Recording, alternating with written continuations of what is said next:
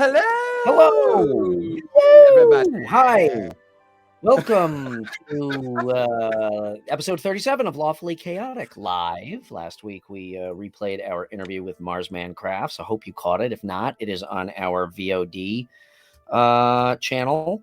Hello, Shunjin. That would be Jeff. I can tell by you. Even I think you changed your name, but I can tell by your your profile pic there. Thank you for joining. Anyway, tonight we are back live. Unfortunately, Sharon is not able to join us. She is feeling a little bit under the weather.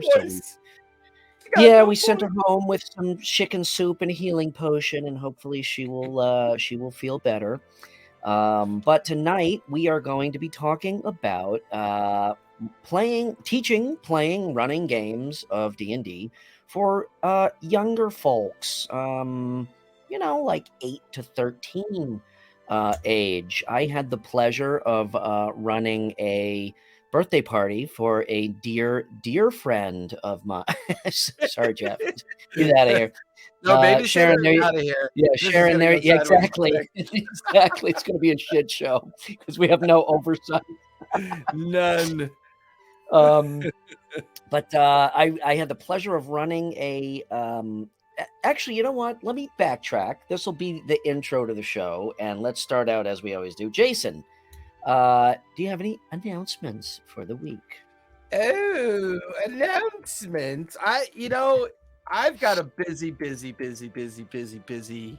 schedule in my head, but I don't know if it's firmed up yet. So with that in mind, there are a lot of big changes coming to the TTRPG Academy Twitch and other activities. Number one, we will be working very closely with Brian to get our new overlays done, because that's now a new priority. Has to get done before, well, I gotta have something ready for the first week after Thanksgiving. So me and Brian are going to talk about that later. But I am still going to stick with a certain approach. I've got a lot of new show content that may or may not be coming. I've got to do some discussions with folks. The Grain Lands will be moving to TTRPG Academy. So we'll be playing out their last. I figure we probably got maybe only a couple months left with that campaign that's going to be hitting 2 years pretty soon. And it's been an amazing journey. It's the one that Barry Bot's in, as well as a lot of the folks that drop in from time to time here to come kind of chat with us. So that is just so our audience knows, that is moving from to.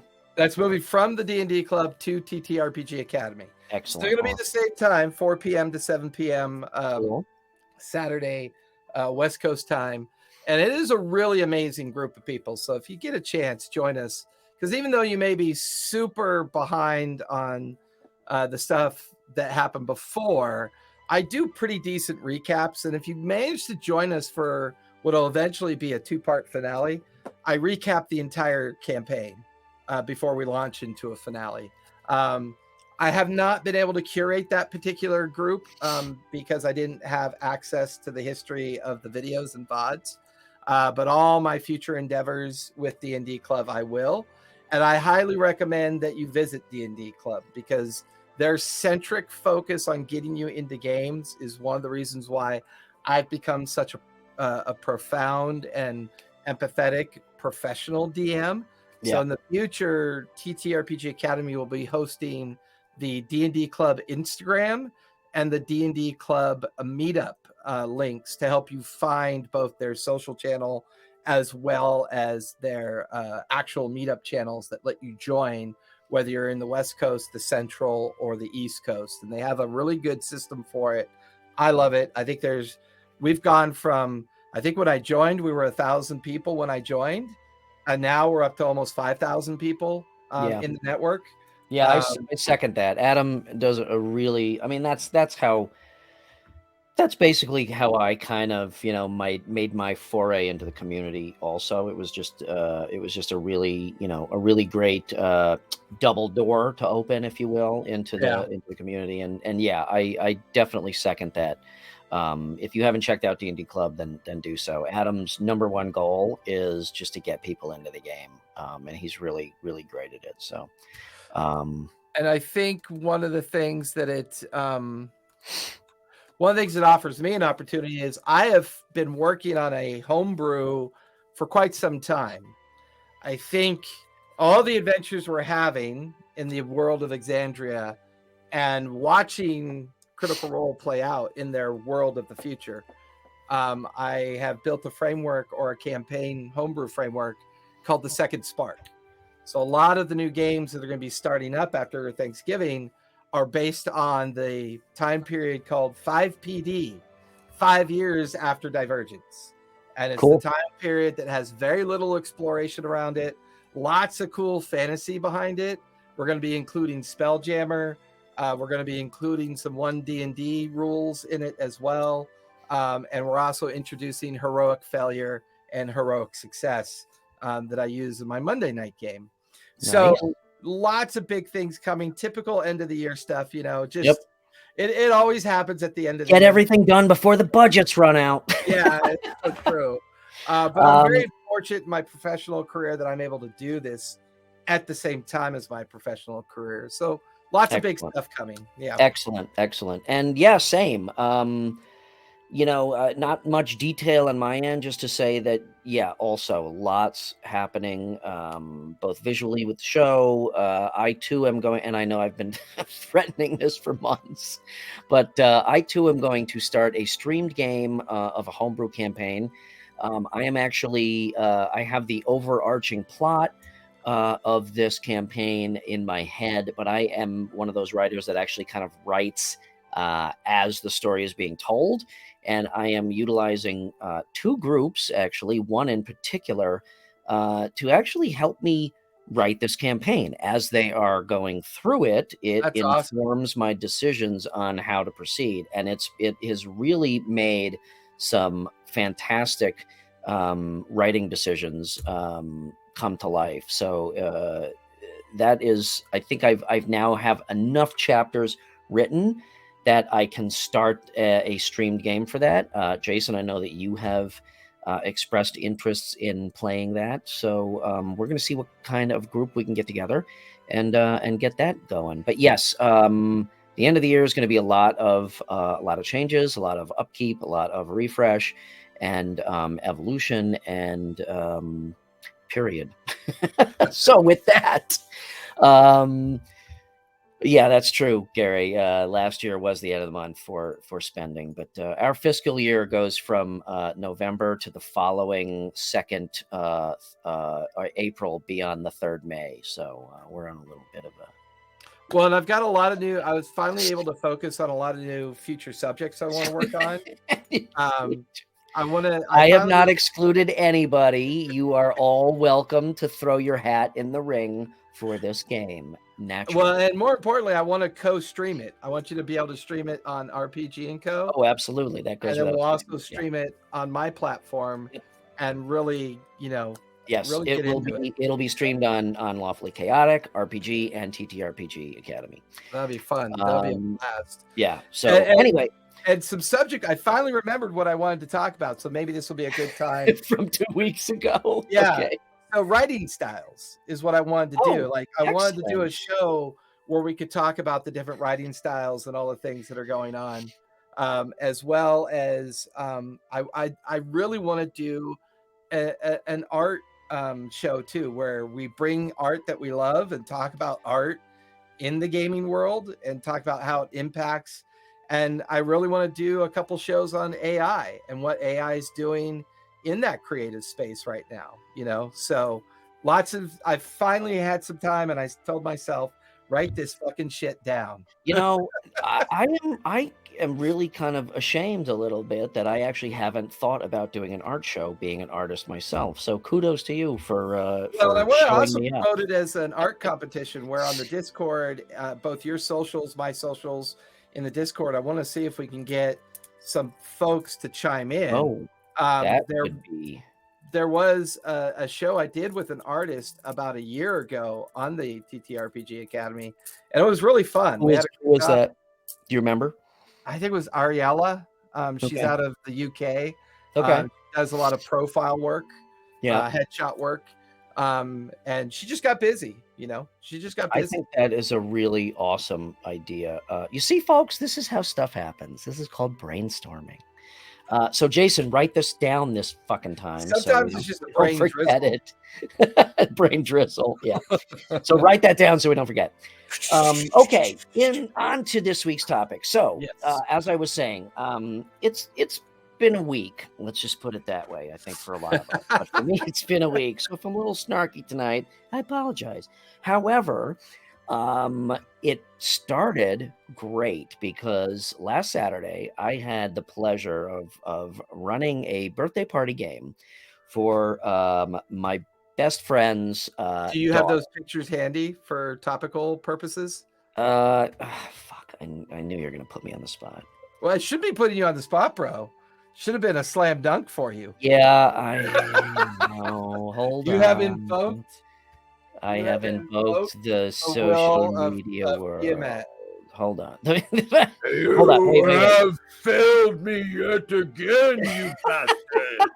Here I go. All you had to do was have a few pictures ready. All and right. Now I Put your- must eat your soul. Put your dollies down. Hold on. Here we go. Okay. So yeah, so anyway, it was just really it was really a lot of fun. Yeah. I love the pictures. That's why I Like wanted you to cake? share the pictures. That was totally unbeknownst to me. My buddy Jason had that cake made. Isn't that crazy? Yeah, it's freaking awesome. So It may anyway, actually be the best D&D cake I've ever seen. totally. Well, I don't know. There's the stripper orc in Andrew's batch for Tasteful. Jason, just Tasteful. Jordan's batch. Yeah, tasteful D&D cake. Okay, but anyway, so the backstory is Mia was turning 13, and so it was her and 3 of her friends. None of them had ever played D&D before. Now, obviously, they knew what it is, like most people these days, surprisingly, or unsurprisingly, but none of them had ever played. So Jason and I decided I'll come over and I'll do like a 3-hour session, which still is my kryptonite as a DM, is short one-shots or short nights. Doesn't happen. So we started with, I started with very basic intro to character creation, because I always think that is the best place to start. Okay, start with race and class. Who do you want to be? What do you want to do? Think about what type of person you want to portray. And then I go into just the very basics of ability scores, how that breaks down into skills and whatnot. And then really, really basic rules in terms of mechanics, which is Almost basically like making up your own kind of streamlined version of the core rules. Like very streamlined. leave Yeah. a lot of that noise on the curb a little bit. Very, very, very much. Just enough to play. Because I always tell people the best way to learn this game is just to play. It's not a sit down and read the rule books type of game. But suffice it to say, once we jumped into it, and then we did this little tiny one shot. I actually schlepped some of my Dwarven Forge over there. Did this little tiny one shot, and the girls had an amazing time. It was so much fun to see them not only pick up the game itself, but it was almost mind-blowing to see how they jumped into role-playing and made some of the same decisions that we all make. Like I'm suspicious of everything. Everything is crap. I'm going to overplan That's because everything. that's because their parents are assholes. Yeah, maybe. I don't know. But at the same time, it was that combined with this completely different thought process than we have. And I say we, meaning anybody basically over the age of 18. Yeah, because that's fair. kids, and it was just, some people go both ways when it comes to running games for kids that age. A lot of people may think, oh God, it's like wrangling cats and it's too hard to get them to pay attention, yada, yada, yada. I actually, in my experience in running kids games, I actually find the opposite, that their engagement and willingness to, it's not even a willingness to jump in and play and role play. It's like their natural ability is there. It's natural ability, and it's no fear. It's not like, oh, I'm shy or I'm gonna. Even if they may be shy, it's like there's no. I don't want to role play because I don't know if I'm going to do it right. There's no right or wrong to them. They just do it. And it's really an amazing thing. And I was there for 5.5 hours that night. And it was a fucking blast. I got to That's tell awesome. you. So I thought that would be a great topic to talk about tonight, is both teaching the game to kids that age, running games for them, and then how to go about setting up programs like that. I am actually going to do, actually started, I got one session in before COVID at my son's school of an after school D&D club. And then all the after school activities went by the wayside because of COVID.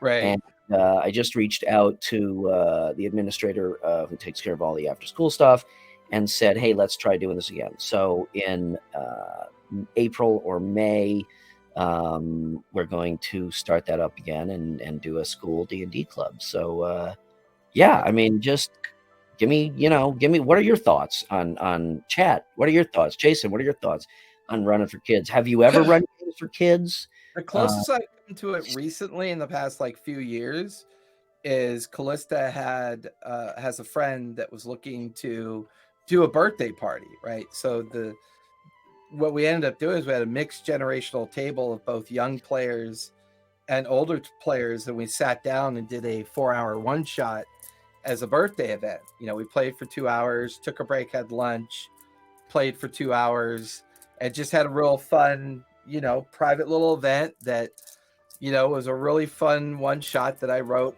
a long time ago. And I like to pull it out for kids because it has childlike levels of intrigue and suspicion. And, and what was really interesting is that the adult in the game was super,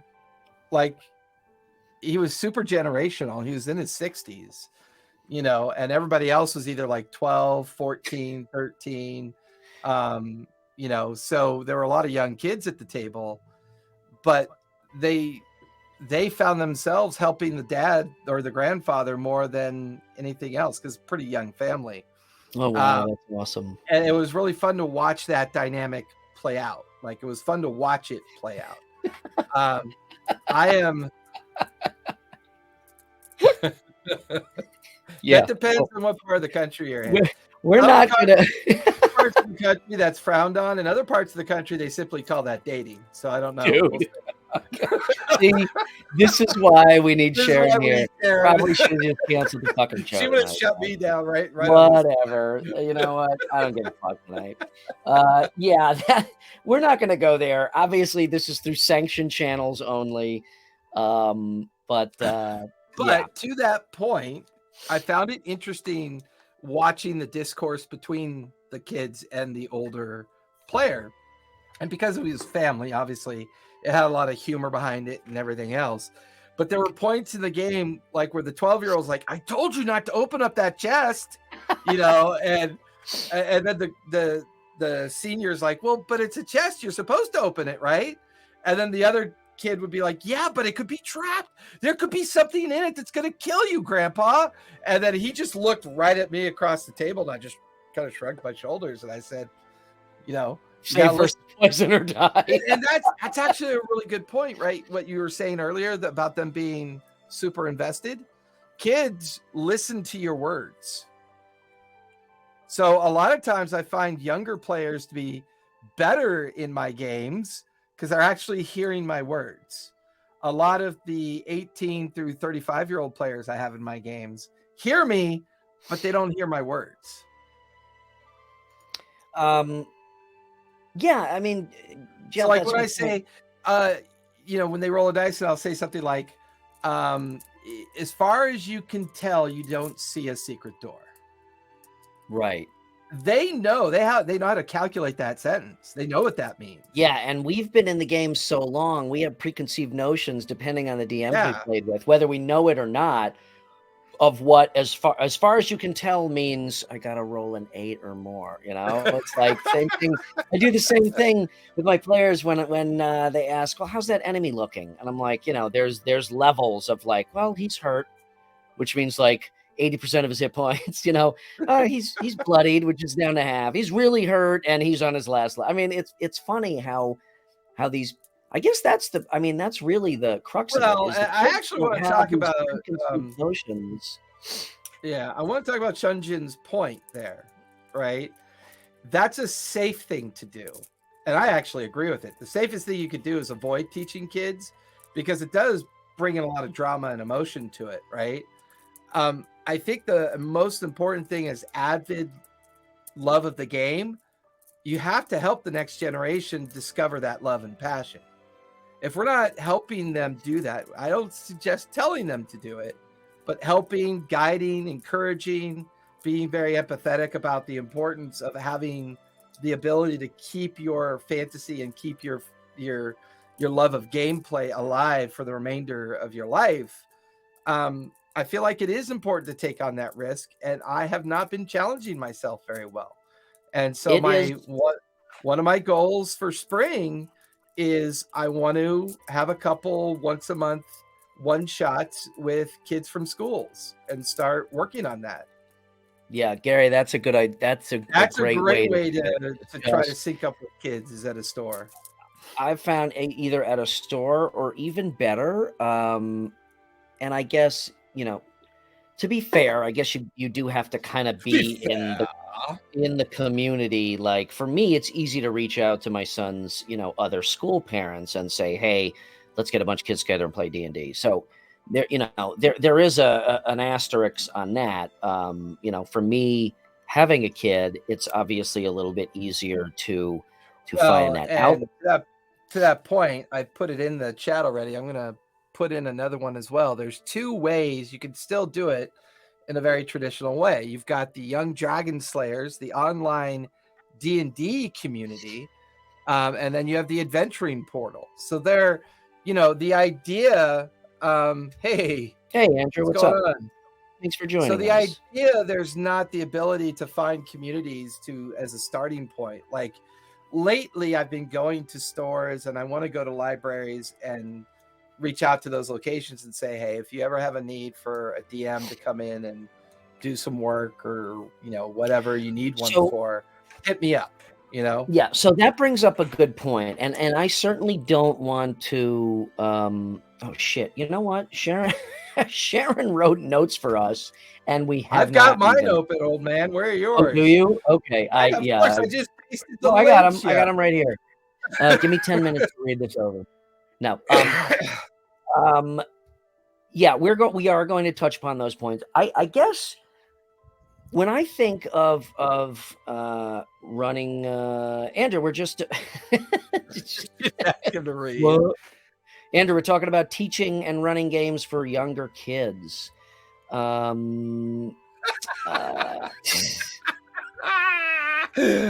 don't know who Bruce Lil Wayne is, but that's funny as shit.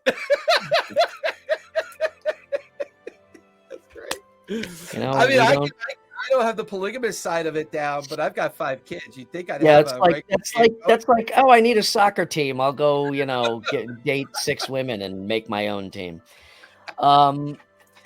We are discussing what it takes to support younger generations playing the game. So, and then we're also talking about where you could do it and where you can get into those safe areas with younger players and help foster positive attitude towards play. Yeah.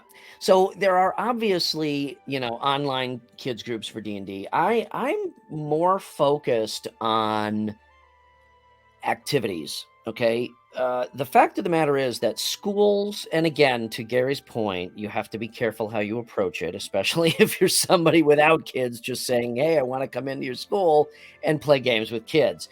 Obviously, again, okay, we're not going to get into that shit because we all know, yeah, exactly. So all jokes aside, schools, libraries, boys and girls clubs, they are usually just aching for programming. So to suggest that you could run a club like that, it's a lot easier than you would think to get a response. It's really just finding out who to talk to. And then even beyond that, obviously, if it's through a school or a library, there's there's automatic oversight, which is an important thing. But if you establish yourself as a DM, there is a point at which like doing birthday parties or bar and bat mitzvahs or graduation and stuff. I mean, it's and that's another thing. Parents too are looking for after a certain age, you're like, oh, what the fuck are we going to do for this kid's birthday again? So there's a lot of opportunity to put these programs together, and really, I think that it just takes, like I said, getting in touch with the right person. And yeah, I do remember that. So one of our other core group, my buddies and I. Yeah, Bruce, I agree on that one too. Like getting out to the, to the scouts, getting out to the different clubs, and once again, fostering some confidence behind parental child communication and understanding what that joy means, to be given the opportunity to play. There are a lot of kids, there are a lot of 18, 19, and 20-year-olds that play in my game, and they're like, man, I wish I had you as a parent, Jason. I would have learned about D&D a long time ago. Yeah. So this buddy of mine, he was a teacher, so it was obviously very easy for him, but he set up an after school. He taught at an all-girls school. And he set up an after school D&D club, and it was like immediately full up, right? Yeah. Yeah. I mean, it's not the first thing that comes to mind in school is Dungeons and Dragons Club. Now, after Stranger Things and the Hellfire Club, I should have worn my Hellfire Club t-shirt tonight. Yeah, I know, right? It's not such a crazy idea anymore. So again, I think it's just as easy. It's as simple as. And I feel like such an idiot, Bri. Why is that? You know who we should have had on with us tonight? Who? Adam. Oh shit. That's what he does for a profession. He teaches. Yep. He runs D&D for kids. There you go. His whole library is that. His current profession is to do that. And I'm kicking myself for not reaching out to him. Yeah, I didn't even think of that. But yeah, that's a good point. I've seen some of those Reddit posts. I've seen, like, I put together an adult meetup group at a brewery, and I was expecting 5 people. I eventually had 45 people trying to get into that group, and it's so true. Yeah. But there are contemporary ways to do it. There's the library, there's the school clubs. I think another potential way of doing it too is to go to the junior colleges, right? And promote the idea of it there and say, hey, do you have a little brother or little sister that visits you at school? Do you want them to have some time here? I mean, maybe a D&D club in a junior college environment as well. So this is a really important point. Okay, D&D does teach a ton of life skills, and Sharon had some of this stuff on her notes. Oh yeah. So I mean, obviously, first and foremost, it fosters creativity, and that's why that's one reason why kids are just so naturally good at jumping into the game, is because of their imagination. I mean, we've all played The Floor is Lava or a pirate ship out of a cardboard box, or that shit. Oh my god! So when I was a kid, because I was already playing D&D by 9. Yeah. Well, we had this really stupid game that we played in the garage driveway, right? You had the garage door. Yep. And what we played is we played a version of Catapult. So on one half, somebody would take a chalk and, draw their castle and their village and their city and their whole medieval kingdom. And on the other half, you draw the comparative one. And then you spent you throw tennis balls at each other, and you were the gods blocking the catapult shots that were tried. So every time the ball would hit a spot of your kingdom, the opponent got to come over where it hit, and then take some red chalk and do the explosion of the catapult. We did the exact same thing, but on a smaller scale, not life size, but with like Star Wars figures on a pool table. Yeah. It was a blast. We even had a couple of the girls in the neighborhood. They would come in and they were doing like all the like they would switch with us. They'd attack each other, and then we'd attack, and then you take turns blowing up each other's city and village, and And if you hit a certain spot, you got to move you got to draw an army, like an army token that was moving towards your city. And it was, we and didn't this is with a have, driveway and a piece of chalk. yeah, it was a lot of fun. So yeah, the creativity, it fosters creativity. I would say that's number one. It teaches compassion, inclusion, and morality. Obviously, D&D as a game has evolved massively now that it become so mainstream. It's shown us all that it is much more than just, I walk into a tavern and I look for some work and then I roll some dice. There's a lot, or if that's what you want to do, that's fine. That's fine. I'm not knocking that. I'm just saying when there's so much more. The game is so much deeper these days because of what people are putting into it, and it really is about fostering these ideas of compassion and empathy. And morality, making the right decisions, how your decisions affect other people, working together as a team.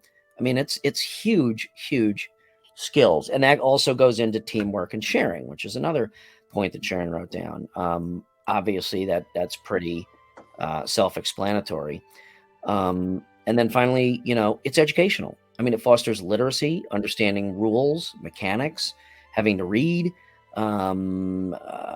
keeping records, keeping notes, listening, observation. I mean, the list is just endless. And I think as a child player that I was, every single one of those afforded me a much more advantageous vocabulary. It afforded me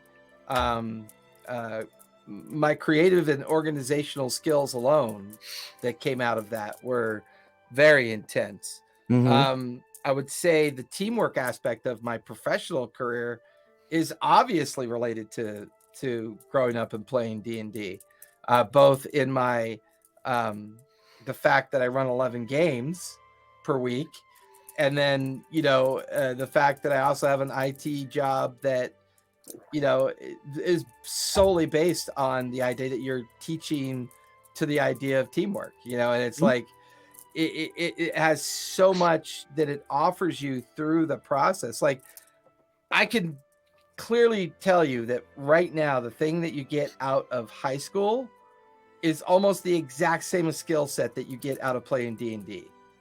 Organization, teamwork, discussions, morality choices, sharing, empathy. Let's face it, high school is a social pariah of just this bubbling ooze of creating young adults. So is undergrad college. Yeah, I mean that's even more so, in my opinion. Yeah, and I think what college teaches us is that you formally know how to do things.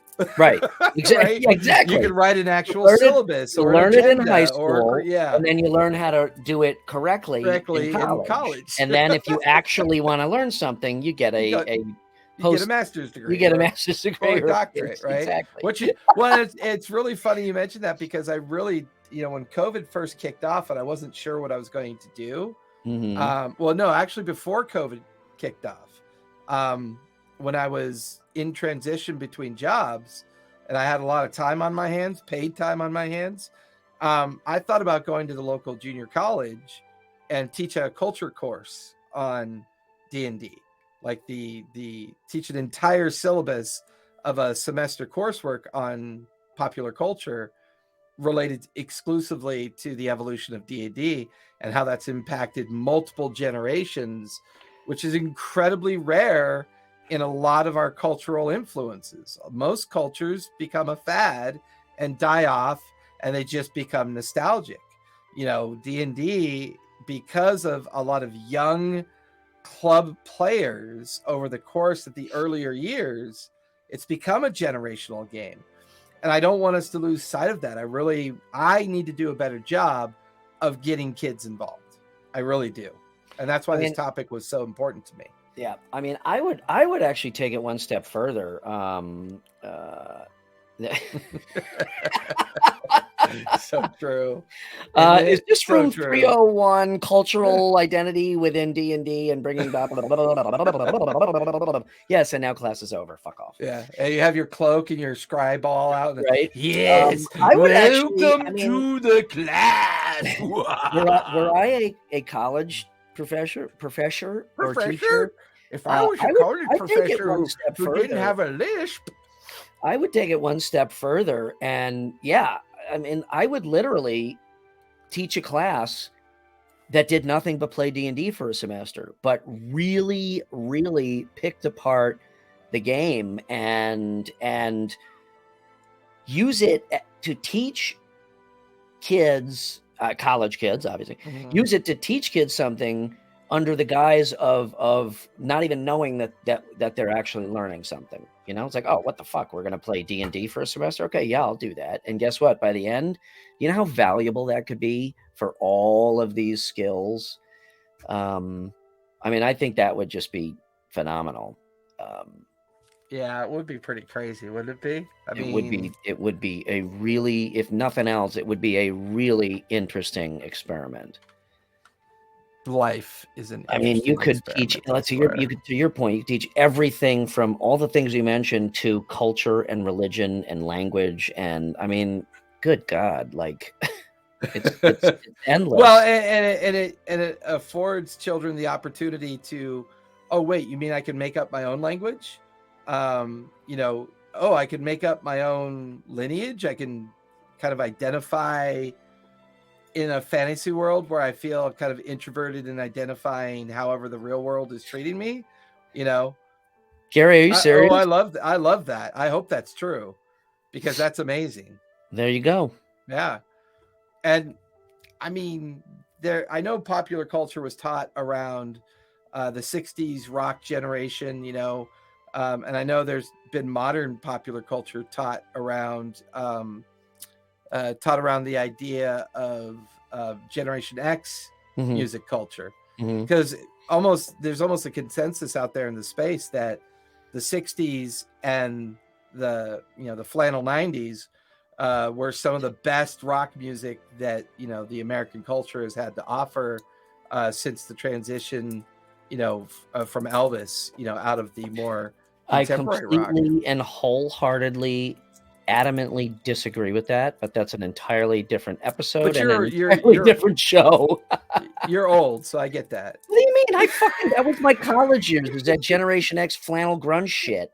I loved it. The 90s was the worst fucking decade for music to date. And I'm going all the way back. We're definitely going to have a show about that. I'm going all the way back to... You have never been so wrong. BC. But you don't really like music. What? Get the fuck out of here. You don't even know me. Actually, I will take that back. The zeros, the aughts, 2020 to 2010. Or maybe... You're thinking of the aughts. The aughts were not good. Okay, maybe that. That was bubble. 90s is a close second, in my opinion. It depends on what you compare it to, because the 80s was garbage, and I grew up in it. The 80s was total garbage. All right, folks. Duran. I apologize. This will be the last and final episode. Look at me. I can swing my arms, and I'm a professional dancer. No. We're done. We are done. You could have told me anything, but that, we're done. This relationship is over. No, there's a lot of 80s pop I like. I mean, obviously, like Pet Shop Jeff, Boys. What the fuck you go?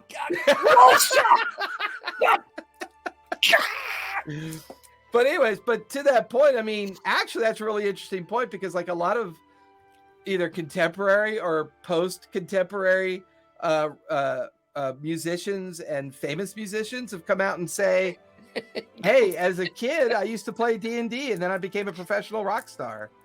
I mean, we know that has happened, Yeah. And I think that's another genre. Well, we'll probably end up doing a whole episode on music because of the fact we use music in our games. We use immersion music. I think that's a fantastic idea. So we'll talk about that one as well. And then I could empirically prove you wrong.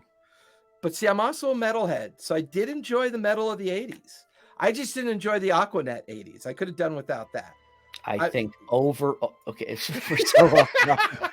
See, this is what happens when Barry's not here. I think overall, the 80s is the greatest decade of music ever. And period. Now, ever? Oh, come on, man. Ever. Wow. Well, okay, maybe. I mean, right? Exactly. I did not appreciate them when I was in that era, and now I appreciate them. I think right next to your Geritol tablets is your nostalgia tablets. Be careful. That's a slippery slope, my friend. Look who's talking. What are you, like 3 months younger than me? Fuck you, man.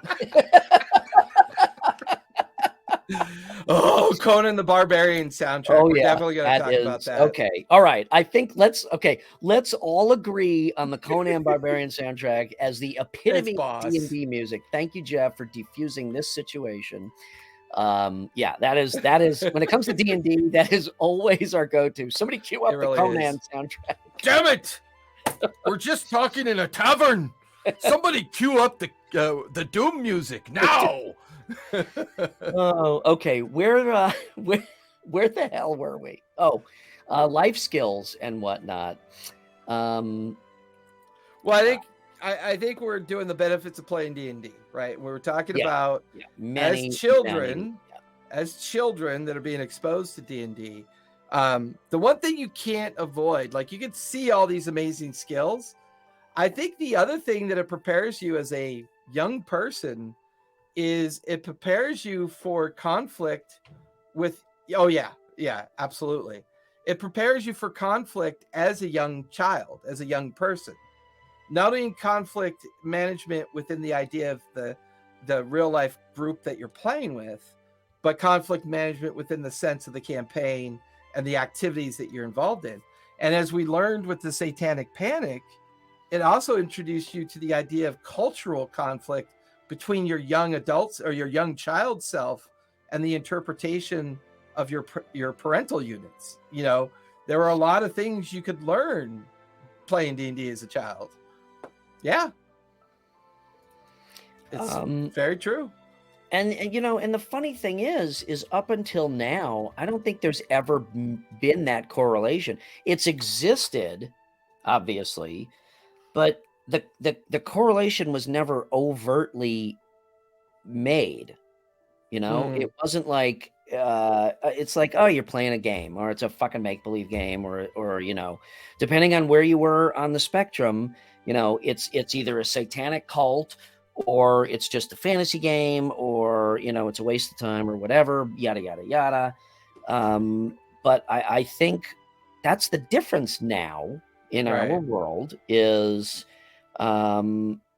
knowing and realizing that this game has a huge educational potential.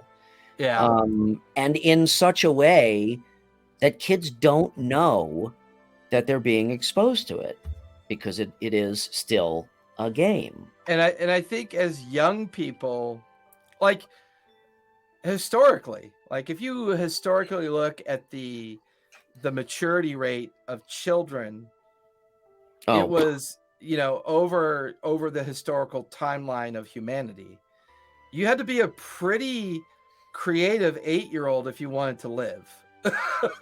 Yeah, right. You know what I mean? Yeah.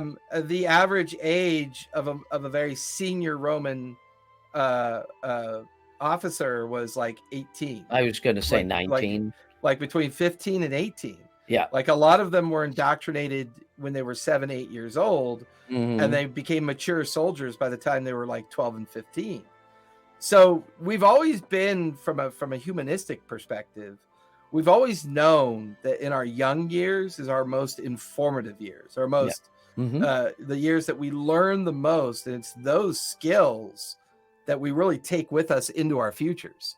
And I really feel like the D&D multi-generational approach to it has always led to its great success.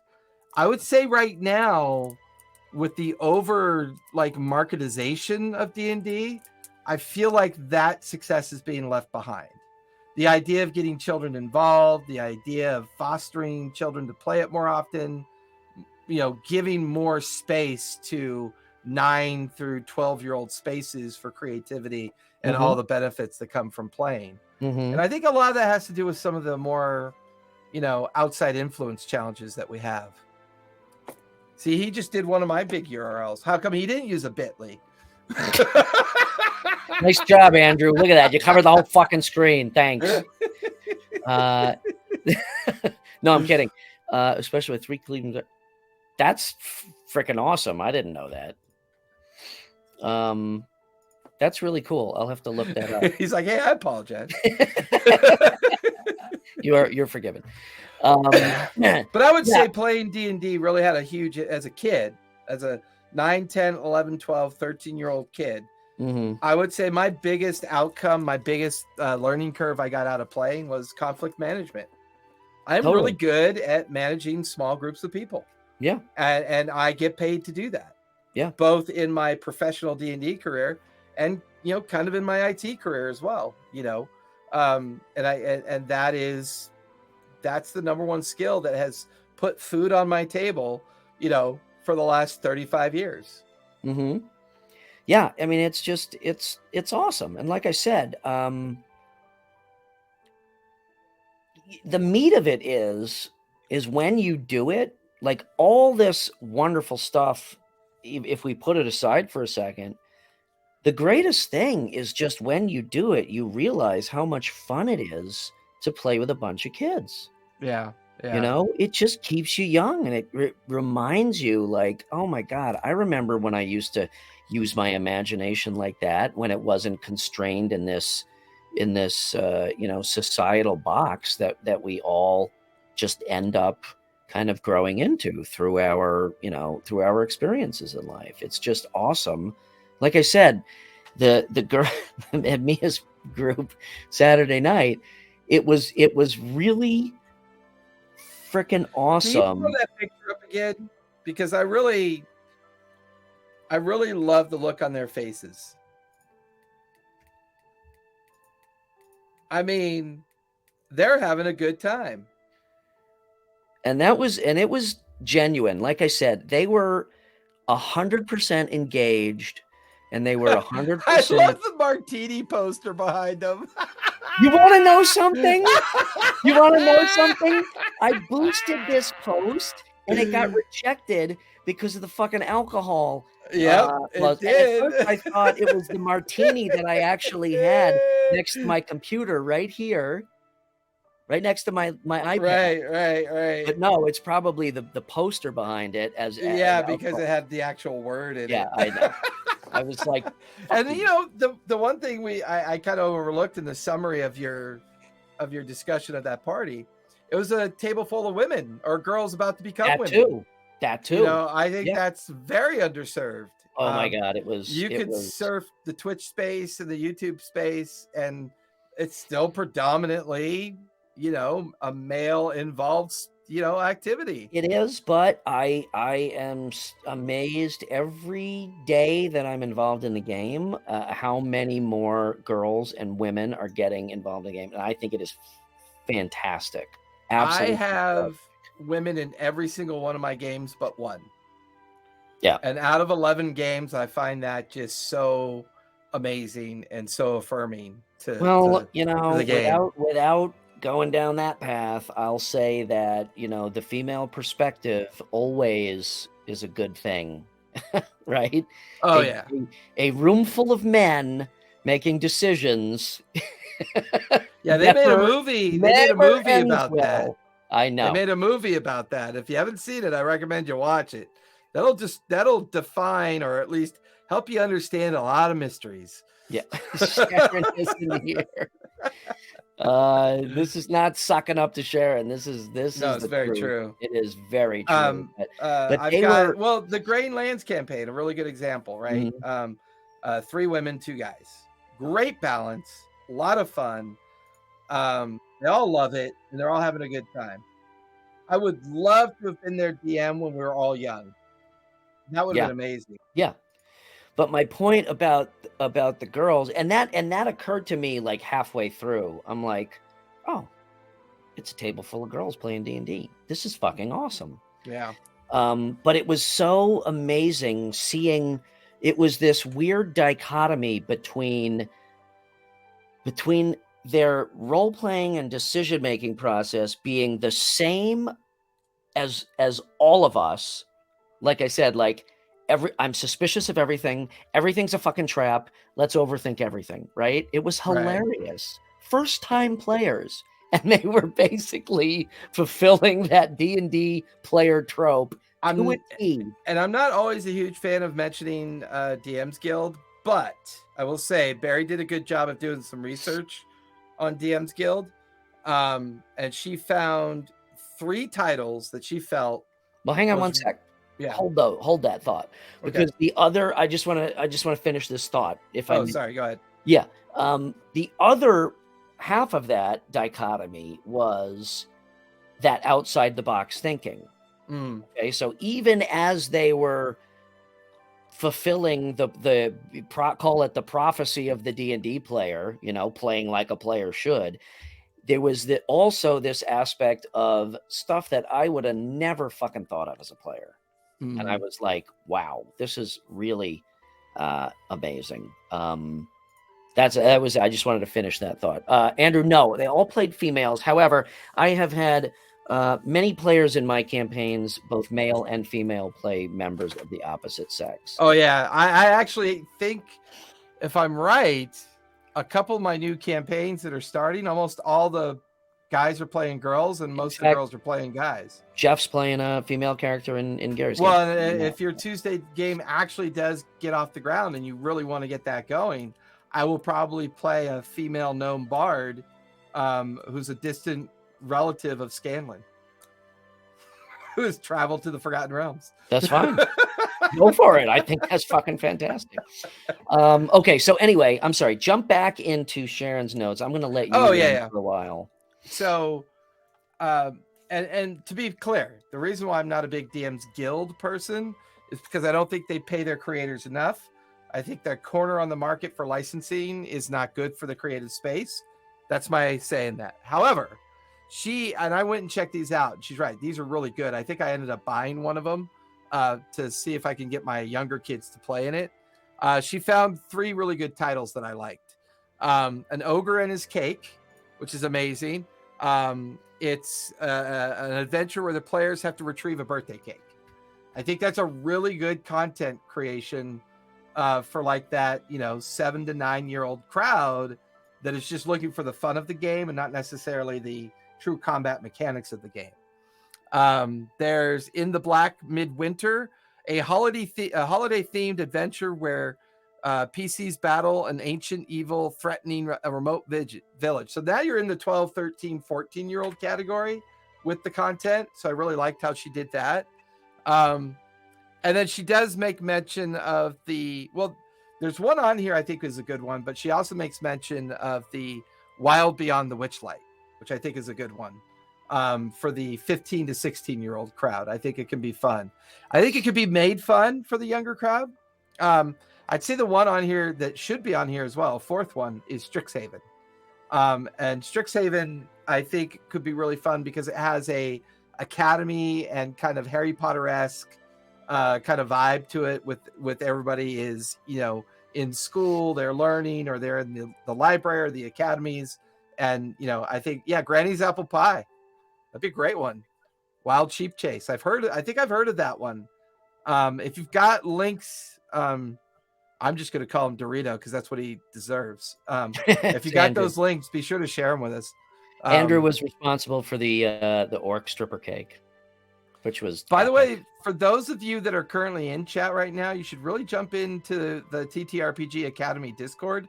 We talk about this shit all the time.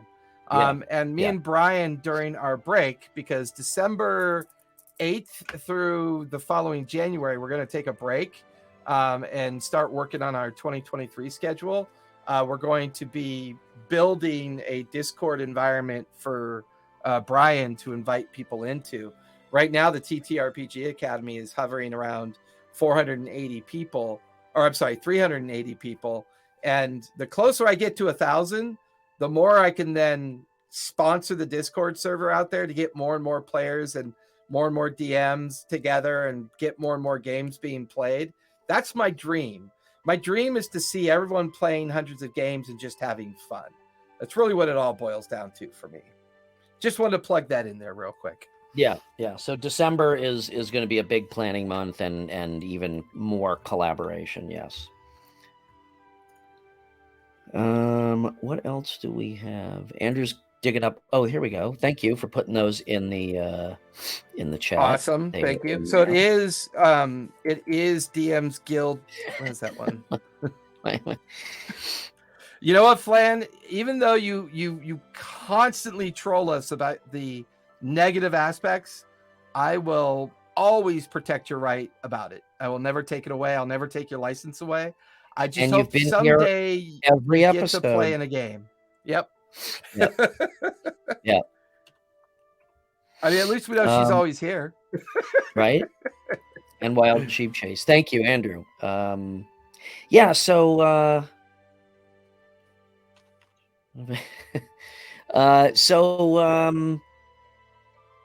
yeah. See, that's when you know your anime crowd shows up. Right? The anime, yeah.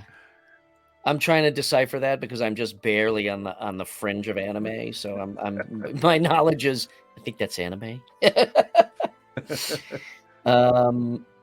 Actually, here, I'll put it in the chat for you. I'm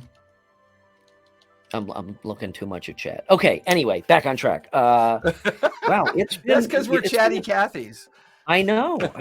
It's been an hour already. Yeah, it's just like I said. Saturday was more. I'm butchering this thought, but Saturday was it proved to me for the X number of time. It wasn't the first time. How rewarding it is teaching kids the game and running games for kids. I wouldn't be afraid of it. Yeah, it is also challenging, but you know what? To be really honest, I've had fucking challenging groups of adults that won't shut the fuck up and listen to me. So, 6 of one, half dozen of the other.